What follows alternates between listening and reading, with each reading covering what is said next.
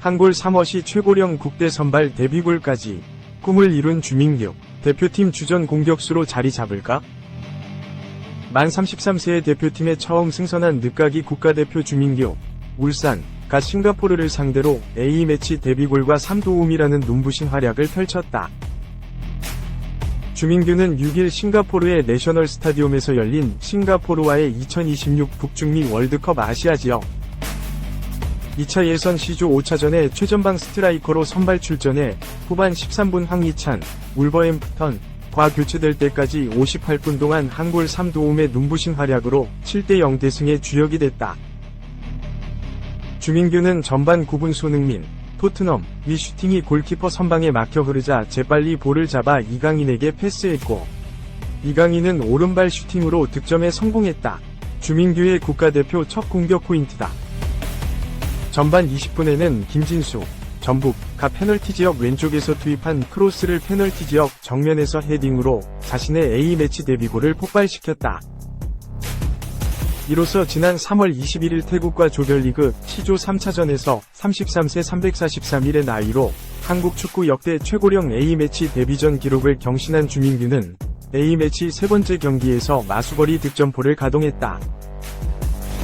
34세 54일의 나이로 A매치 데뷔골을 작성. 김용식 선생이 39세 274일의 나이로 1950년 4월 15일 홍콩과 친선전에서 터트린 득점에 이어 역대 최고령 A매치 데뷔골 2위에 이름을 올렸다. 데뷔골을 맛본 주민규는 이후에도 절정의 감각을 과시했다. 반전을 2대0으로 마친 한국은 후반 8분부터 단 3분 동안 손흥민이 2골, 이강인이 1골을 몰아쳤는데 이 중 2골이 주민규의 발끝에서 시작됐다. 주민규는 후반 8분 중원에서 측면으로 빠져나간 손흥민, 토트넘에게 롱패스를 연결했고, 손흥민이 득점에 성공하며 두 번째 도움을 기록했다. 이후 1분 뒤인 9분에 이강인, 파리 생제르맹 위 멀티골을 도우며 도움 해트트릭을 완성했다. 이로써 싱가포르전은 주민규에게는 잊지 못할 경기가 됐다. 그간 주민규는 K리그 1에서 2차례 2021-2023년 나 득점왕을 차지하며 활약했지만 대표팀 사령탑의 시선을 끌지 못했다. 그러던 중 올해 3월 11일 황선홍 대표팀 임시 사령탑의 선택을 받고 무려 생애 첫 대표팀 발탁의 기쁨을 맛봤다. 주민규는 이날 맹활약으로 북중미 월드컵 최종 예선에서 조규성, 미트윌란과 최전방 해결사 주전 경쟁까지 기대할 수 있게 됐다. 2. 싱가포르 대승, 김도훈호 축구대표팀 귀국, 이제 중국전 준비, 종합. 싱가포르를 상대로 골 폭죽을 터뜨리며 2026 북중미 월드컵 아시아 3차 예선 진출을 확정한 김도훈호 축구 국가대표팀이 귀국했다. 임시 사령탑 김도훈 감독이 지휘한 한국 축구대표팀은 7일 오전 인천국제공항을 통해 입국했다. 대표팀은 전날 싱가포르 내셔널 스타디움에서 열린 2026 북중미 월드컵 아시아 2차 예선 C조 5차전에서 손흥민, 토트넘, 이강인, 파리 생제르맹 위 멀티골 활약을 앞세워 7에서 0으로 크게 이겼다. 아직 지휘봉을 맡길 정식 사령탑을 찾지 못한 한국 축구는 김도훈 감독을 임시 사령탑으로 선임한 후 치른 첫 번째 경기에서 대승을 거두며 사기를 끌어올렸다. 주민규, 울산과 A매치 국가대표팀 간 경기 데뷔골에 도움 3개를 곁들였고, 배준호, 스토크시티 도 대표팀 데뷔전에서 데뷔골 맛을 보는 등 공격진이 고르게 활약했다. 2차 예선에서 4승 1무로 승점 13을 챙긴 한국은 남은 경기 결과와 관계없이 오는 9월 시작하는 3차 예선 진출을 확정했다. 그래도 중국과 홈 경기가 중요하다. 김도훈호는 오는 11일 오후 8시 서울 월드컵 경기장에서 중국을 상대로 2차 예선 마지막 6차전을 치른다. 중국에 이겨야 국제축구연맹 FIFA 랭킹에서 일본 18위, 이란 22위에 이은 아시아 3위를 유지해 3개조로 나뉘어 치르는 3차 예선에서 일본, 이란을 피할 수 있다. 23위인 한국, 랭킹 포인트 1563.99점, 웬 아시아 4순위인 호주 24위 1563.93점에 0.06점 앞서 있다. 김도훈 감독은 입국 직후 취재진과 만나 싱가포르전에서 공유한 경기 모델을 중국전에도 계속 유지할 생각이다. 싱가포르전보다는 포지셔닝에 신경 쓰겠다. 일단 이기는 경기에 초점을 둬야 한다고 밝혔다. 이어 우리가 이뤄야 할 마지막 목표가 남았다. 홈에서 하는 경기인 만큼 싱가포르전 결과가 우리 팬들에게 즐거움을 줬듯이 예선 마지막 경기에서 유종의 미를 거두고픈 마음을 나와 선수단이 똑같이 가지고 있다고 강조했다. 김 감독은 이날 선수단에 휴식을 줬다. 대표팀은 8일 숙소에서 소집한 후 고양 종합운동장에서 팬들을 상대로 오픈 트레이닝을 진행할 계획이다. 3. 스토크 킹 배준호. 데뷔전 데뷔골로 한국 축구 왕세자 예약. 대한민국 축구 기대주 배준호, 스토크시티가 강렬한 A매치 데뷔전을 통해 깊은 인상을 남겼다. 김도훈 임시감독이 이끄는 대한민국 축구대표팀은 6일 한국 시간 싱가포르의 내셔널 스타디움에서 열린 2026 국제축구연맹 북중미 월드컵 아시아 지역 2차 예선 조별리그 C조 5차전 싱가포르와의 원정 경기에서 뜨거운 득점력을 선보이며 싱가포르를 7에서 0으로 크게 이겼다.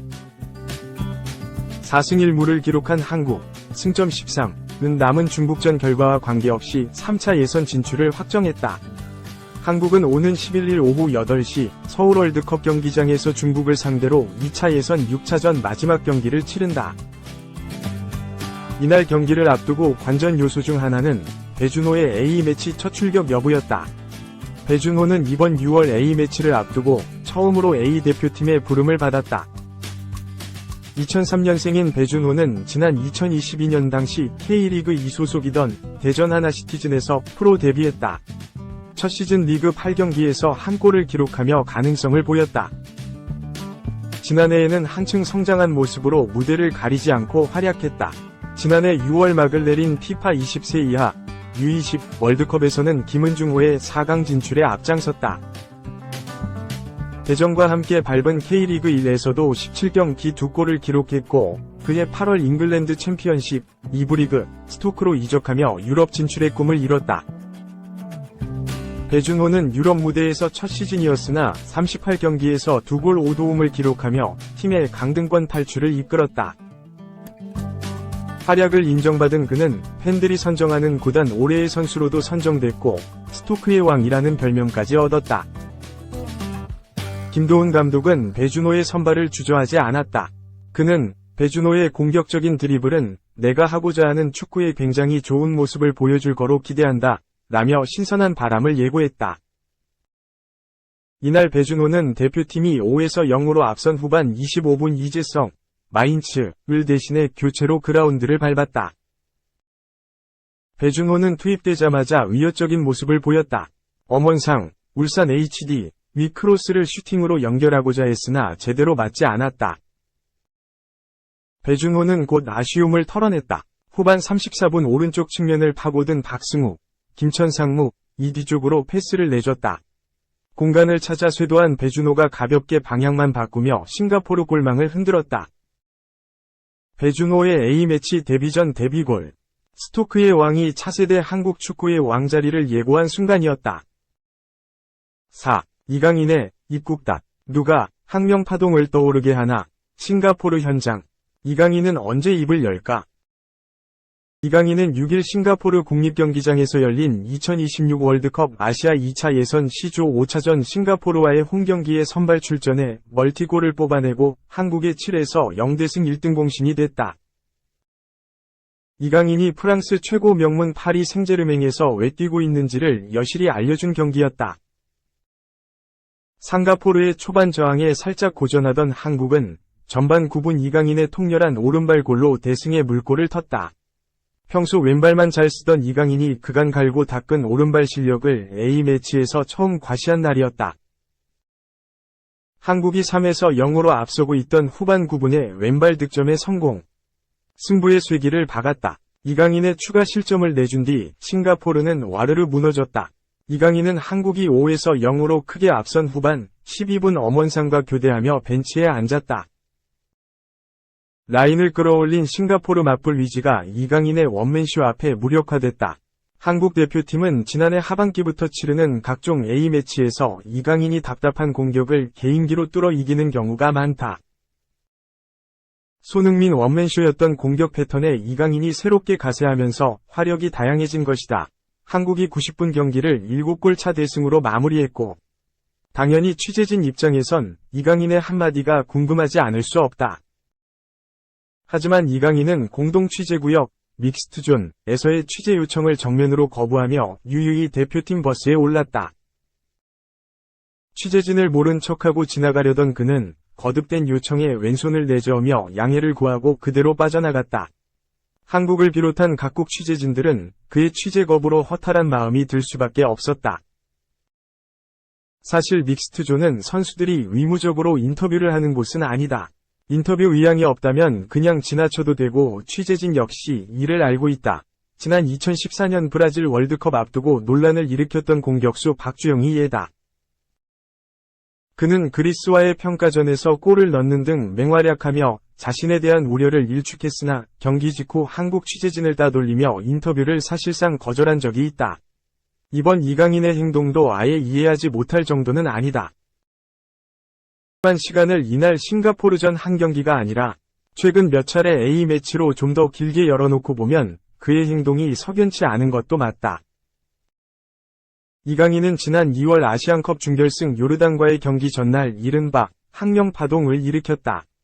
주장 손흥민과 몸싸움을 벌여 손흥민이 손가락 부상을 입었고 지금까지 외관상으론 후유증이 남은 모습이다. 이후 영국 더선이 보도로 사건의 전말이 공개되자 이강인은 손흥민 소속팀 토트넘 연고지인 런던까지 달려가 사과했고 손흥민 역시 SNS를 통해 이를 공개하고 이강인에 대한 용서를 구했다. 이강인은 아울러 지난 3월 A매치를 위해 귀국한 뒤 언론 앞에서 다시 한번 사과했다. 손흥민은 같은 날 이강인으로 인해 다친 손가락 관련해 보도를 그만해달라 며 이번 사건에 대한 정리를 다시 한번 부탁했다. 국내 취재진 중에서 이를 수긍하지 않은 이가 얼마나 있을까? 그러나 이강인은 이후 국내 취재진 앞에서 입을 꼭 닫고 있다. 지난 3월 아시아 2차 예선 태국과의 2연전에 이어 이번 싱가포르 원정에서도 말을 아끼고 있다. 다 끝난 것으로 간주된 아시안컵에서의 그 사건을 취재진이 다시 떠올릴 수밖에 없는 이유다. 이강인의 인터뷰 거부 뒤 손흥민이 믹스트존에 한 번 더 나타나 여러 질문에 답변했다는 것도 이채롭다. 손흥민은 이날 경기 직후 방송 인터뷰, 기자회견에 이어 믹스트존 질의응답까지 3개 인터뷰를 연달아 소화했다. 손흥민은 강인이가 아픈가 봐요 라며 후배를 두둔한 뒤 답변 보따리를 내놨다. 이강인에게 이제 와서 그 사건을 물어볼 취재진은 단언코 아무도 없다. 이강인이 생각을 바꾸고 마음을 다시 한번 열어야 할 시점이다.